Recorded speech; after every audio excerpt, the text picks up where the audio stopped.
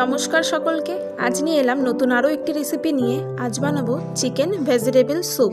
এটা বানানো খুবই সহজ আর শীতের সন্ধ্যার জন্য একদম পারফেক্ট রেসিপি। তবে চলুন শুরু করা যাক।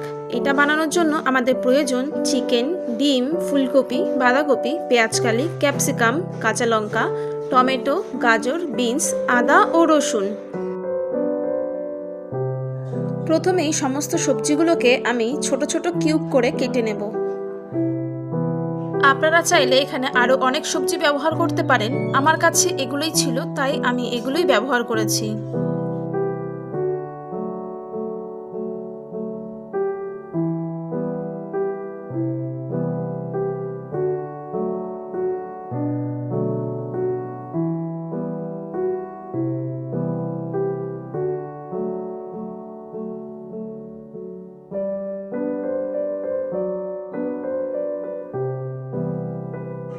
অন্যদিকে চিকেনটাকে সেদ্ধ করে নেব 15 মিনিটের জন্য।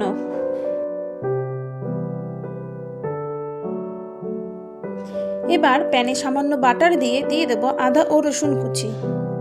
সামান্য একটু ভেজে তার মধ্যে দিয়ে দেব এক এক করে কেটে রাখা সবজিগুলো।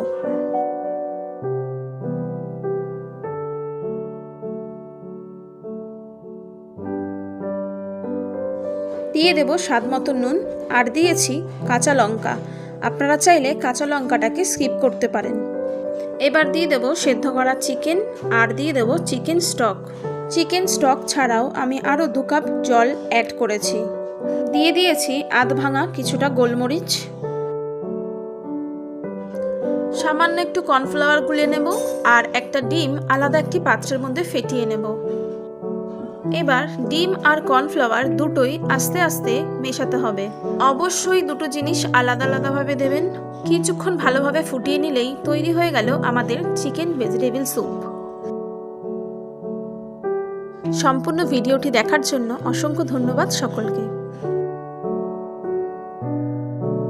ভিডিওটি যদি ভালো লাগে তবে একটি লাইক, কমেন্ট, শেয়ার ও সাবস্ক্রাইব করে পাশে থাকবেন। উৎসাহ পাবো এগিয়ে চলার।